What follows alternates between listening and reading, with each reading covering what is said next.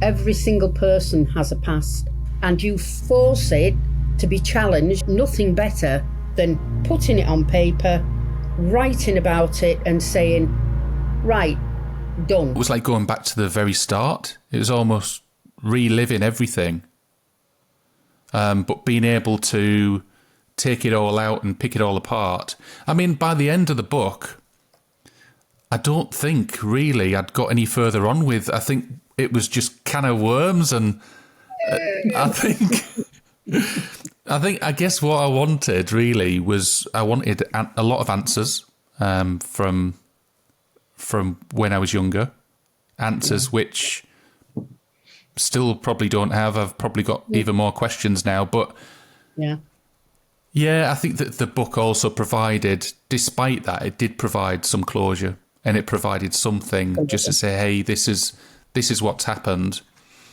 But it also, what I like about this book, and I know I'm biased because it's it's your book. From Trauma to Triumph. Yeah, I love it. But it talks about the idea of Pocket Sergeant, how that came about. Yeah, fabulous. And I just hope that police officers and anybody involved in the emergency services or public sector can look at what I've done and just realise that they don't have to be trapped for the rest of the careers in a service that making them unhappy. They can go off, they can build a business, they can...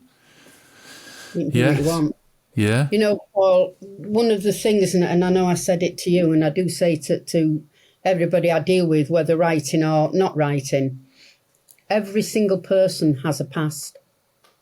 Every person will have a future. But the reality is you live in the here and now. Simple as that. Every choice you make, every decision, every action you take in the here and now. So if you're one of those people who can't be in the here and now and you're bringing your past with you, then quite frankly, you take your past to your future and you've got no future. Your future's become your past.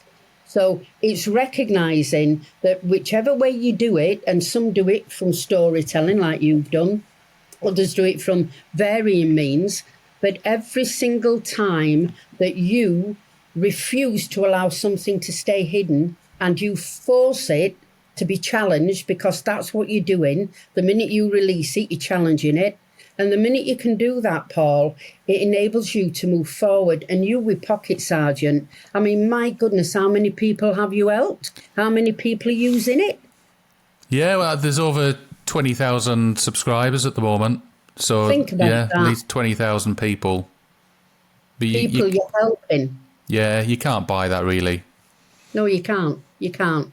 And that's because of your character. You've started to manage your past, reflect on your past, we all do, but you've to remember that your past is a memory only. There is no past, it's gone. It's only a memory, and every time you remember the memory, it changes.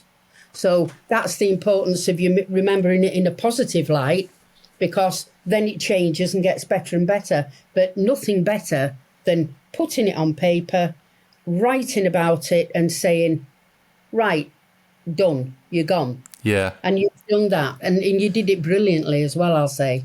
But what would you say to someone who says, I'm not a writer, I couldn't possibly write a book? I get that all the time. I mean, you said that at the beginning.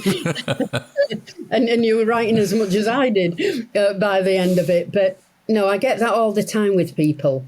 And particularly people who think that their life's not interesting. And I get people coming to me. I've written some which are non-disclosure agreements where people have come to me and said, I'm embarrassed because I should be able to write. I'm X number of years old. I can't write. And what they really mean is, it's not that they can't write. They've been writing since 4 or 5 years of age. What they actually mean is they don't know how to put it down in a way that will interest other people. And that's what they're talking about. Everybody can write. You taught it very early on, but not everybody can be a writer. So, it's been realistic, but that's where people like me come in. Absolutely. How do you know when a story is ready to be told?